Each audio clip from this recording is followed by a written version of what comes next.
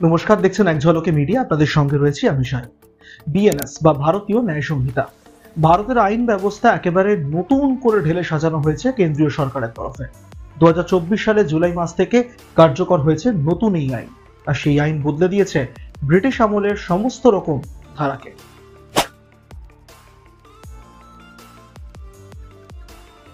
নতুন আইন দেশে এসেছে এতটা পর্যন্ত ঠিক আছে, কিন্তু এই নতুন আইন আসার জন্য ভারতীয় একটা শ্রেণী বড্ড ক্ষুব্ধ, তারা শঙ্কিত বলা যেতে পারে।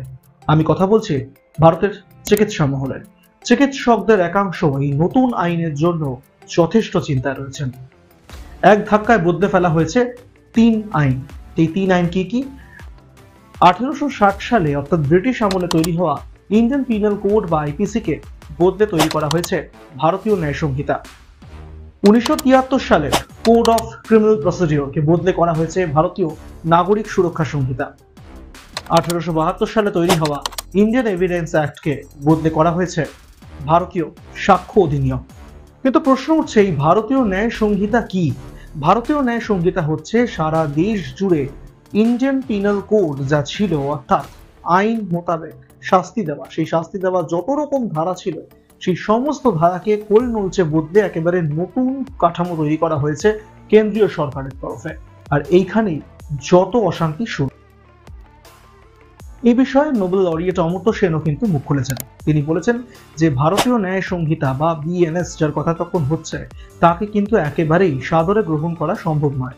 কারণ এই আইন যখন তৈরি হয়েছে তখন ভারতের সমস্ত স্তরের মানুষের সঙ্গে কথা বলা হয়নি, অর্থাৎ যেহেতু সকলের মতামত নেওয়া হয়নি আইন প্রক্রিয়া তৈরি করার সময়, তাই জন্য এই আইনকে কিছুতেই সাধুবাদ দিয়ে বা সাদরে গ্রহণ করা সম্ভব নয়। আর এবার আপনাদেরকে নিয়ে যাই চিকিৎসকদের কথায়। চিকিৎসকরা কেন শঙ্কিত? চিকিৎসকদের ভয়টা কোথায় হচ্ছে? কেন যারা মানুষের প্রাণ বাঁচায় তারা কেন ভয় পাচ্ছে? স্বাভাবিক, কোনো পেশেন্টকে হাত দিলে তখন তারা স্বাভাবিক একটু ভয় পাবে, কিন্তু এই আইন নিয়ে কেন এত চিন্তা ভাবনা? আইনকে ডাক্তাররা এত ভয় কেন পাচ্ছেন? আইনকে ভয় পাওয়ার কিন্তু যথেষ্ট কারণ রয়েছে বলে মনে করছে চিকিৎসক মহল। তার কারণ হচ্ছে 304 এ আইপিসি, অর্থাৎ তৎকালীন ব্রিটিশ আমলের যে আইন ছিল 304 এ, সেই আইনে কিন্তু বলা ছিল যে যদি কোনো রকম কোনো পেশেন্ট অর্থাৎ রোগী যদি মারা যায়, আর যদি সেই রোগীর পরিবার বা কোনো আত্মীয় স্বজন সেই চিকিৎসকের চিকিৎসার গাফিলতি দেখিয়ে যদি কোনো রকম মামলা রুজু করে বা কমপ্লেন করে, তাহলে স্বাভাবিকভাবেই মামলা চলবে, কেস চলবে, দিনের পর দিন চলবে, এবং তারপর যদি সেই চিকিৎসককে মনে করা হয় যে সেই চিকিৎসক দোষী বা তিনি যদি দোষী প্রমাণিত হন, তাহলে কিন্তু তার 2 বছর পর্যন্ত জেল এবং তার সঙ্গে ফাইন, এই দুটোই হতে পারত। এটা ছিল 304 এ, অর্থাৎ ইন্ডিয়ান পিনাল কোড।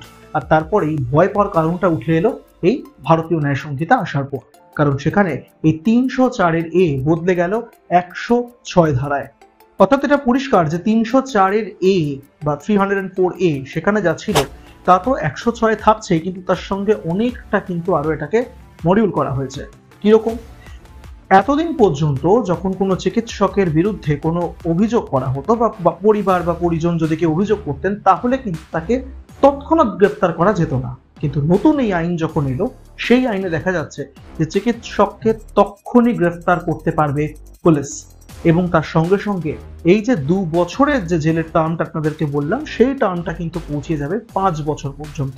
অর্থাৎ 5 বছর পর্যন্ত জেল, তার সঙ্গে ফাইন, এই দুটোই হবে। অর্থাৎ এইখানেই উঠে আসছে যত সমস্যা। চিকিৎসকরা এখানেই ভয় পাচ্ছেন। কেন ভয় পাচ্ছেন, তাদের অভিযোগ কি, সেটা আপনাদেরকে বলবো। নতুন যে আইন এলো, এই আইন নিয়ে কিন্তু 2 তরফ থেকেই সমস্যা তৈরি হচ্ছে এবং 2 তরফ থেকেই কমপ্লেন সামনে আসছে। একটা হলো ইন্ডিয়ান মেডিকেল অ্যাসোসিয়েশন এবং আরেকটা হলো West Bengal medical council.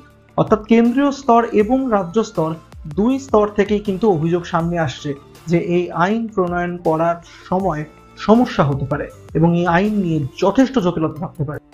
Indian medical অ্যাসোসিয়েশনের তরফেও এই নিয়ে কিন্তু যথেষ্ট রকম কমপ্লেন করা হয়েছে।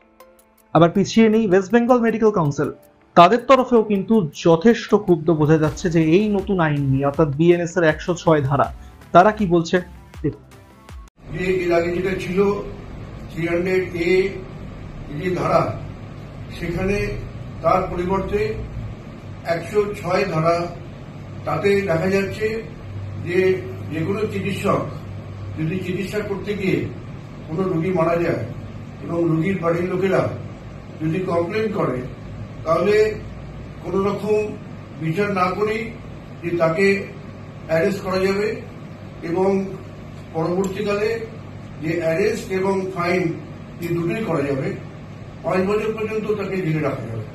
আমরা যারা মানুষের চিকিৎসা করি এবং আমরা যারা মানুষের প্রাণ বাঁচাই, তাদের ক্ষেত্রে অপমানজনক এবং সারা ভারতবর্ষের চিকিৎসকরাই এর বিরুদ্ধে প্রতিবাদ করছে। যে পশ্চিমবঙ্গ সরকারের মাননীয় মুখ্যমন্ত্রী, তিনি 2011 সালে ঘোষণা করে দিয়েছিলেন যে কোন চিকিৎসার গাফিলতির জন্য কেউ যদি কমপ্লেন করে, শুধু কমপ্লেনের ভিত্তিতে কোনো চিকিৎসককে অ্যারেস্ট করা যাবে না। এবং আমরা প্রশাসন এবং মোদী সরকারের কাছে আমরা দাবি করছি যে অবিলম্বে এই 106 ধারা থেকে চিকিৎসকদের অ্যারেস্ট করা যাবে না বিনা কারণে।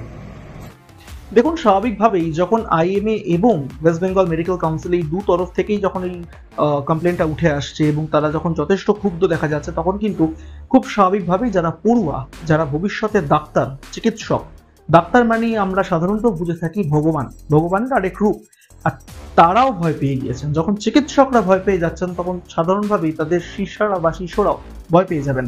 অর্থাৎ স্টুডেন্টসদের কথা বলছি, স্টুডেন্টসরাও কিন্তু যথেষ্ট ভয় পেয়ে গিয়েছেন। অর্থাৎ আগামী দিনে তারা যখন চিকিৎসক হবেন, তখন তাদেরও কিন্তু মাথার উপর এই খাড়াটা ঝুলবে।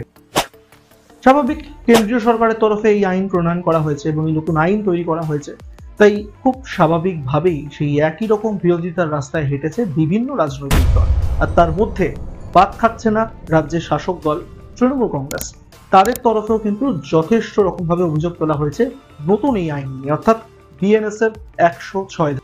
আপনাদেরকে স্তরে স্তরে প্রত্যেকটাই ধাপে ধাপে আপনাদেরকে দেখালাম আমরা, কিন্তু এখানে একটা প্রশ্ন উঠে আসছে। সেই প্রশ্ন হচ্ছে যে যারা চিকিৎসক, তারা তো বলছেন যে দেখুন, চিকিৎসকরা সব সময় চিকিৎসা করার জন্য প্রস্তুত এবং তারা সেরকম একটা ওথ নিয়ে চিকিৎসার জগতে আসেন, চিকিৎসার জগতে পা রাখেন। কোনো চিকিৎসক বা ডাক্তার যেটাই বলুন না কেন, তারা চান না যে রোগী মারা যাবে বা তাদের কাছে যে রোগী আসবেন সেই রোগী প্রাণ চলে যাবে, এমনটা কোনো ডাক্তার চান না। কিন্তু ধরে নেওয়া যাক এমন এক একটা ক্রিটিক্যাল সময় আসে যখন খুব অসুবিধাজনক একটা পরিস্থিতি তৈরি হয়, যখন কোনো বড়সড় অ্যাক্সিডেন্ট হয় বা কোনো রকম ধরে নেওয়া যেতে পারে খুব জটিল কোনো কঠিন অসুখ নিয়ে শেষ মুহূর্তে হয়তো কোনো চিকিৎসকের কাছে কোনো রোগী এলেন, তখন হয়তো তাকে বাঁচানো একেবারেই মুশকিল। কিন্তু সেই সময় সেই রোগী যদি প্রাণ হারান, স্বাভাবিকভাবেই তখন তার বাড়ির আত্মীয় পরিজন তারাও কিন্তু একটা আবেগ বশে একটা কিছু ঘটনা করতে পারেন বা ঘটনা ঘটাতে পারেন। তারা কিন্তু একটা কমপ্লেন লজ করে ফেলতে পারেন পুলিশের কাছে যে এই চিকিৎসক ইচ্ছে করে আমার বাড়ির আত্মীয় স্বজন বা আমার যে রোগীকে আমি নিয়ে এসেছিলাম সেই রোগীকে মেরে ফেলেছে। তখন কি হবে? তখন এর দায় কে নেবে? এখানেই বোঝা যাচ্ছে যে আইনে কিন্তু একটা ফাঁক কোথাও গিয়ে থেকেই যাচ্ছে।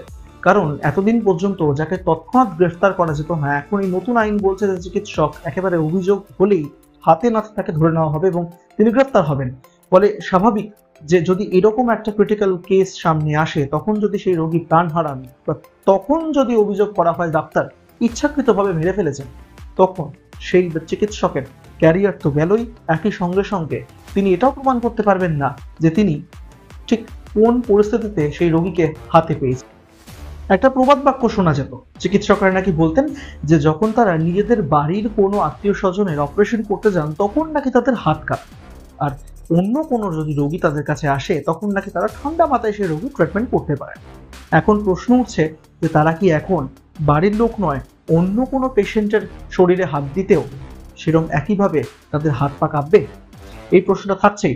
একই সঙ্গে সঙ্গে আরেকটা কথা আপনাদেরকে বলি, আজকে যারা পড়ুয়া, যারা স্টুডেন্টস, যারা আজকে হাতে কলমে কাজ শিখছেন, যারা আজকে বইপত্র জগতে রয়েছেন, সেই সকল পড়ুয়াদের মনে আজকে যে ভয় ঢুকে গিয়েছে এই আইন নিয়ে, অর্থাৎ বিএনএস নিয়ে, সেই ভয় কাটাবে কোন ডাক্তার? এই প্রশ্নটা রেখেই আজকে ভিডিও শেষ করছি। আপনারা কি মনে করছেন অবশ্যই কমেন্ট করে জানাতে ভুলবেন না। ভালো লাগলে ভিডিও শেয়ার করবেন, লাইক করবেন। একই সঙ্গে সঙ্গে এক ঝলকে মিডিয়ার ইউটিউব চ্যানেলকেও সাবস্ক্রাইব করতে ভুলবেন না। আজকের মতন এই পর্যন্তই। আবার হাজির হব নতুন কোনো বিষয় নিয়ে, নতুন কোনো ইস্যু নিয়ে আপনাদের সামনে মতামত রাখার জন্য, আপনাদের মতামত জানার জন্য। ভালো থাকবেন।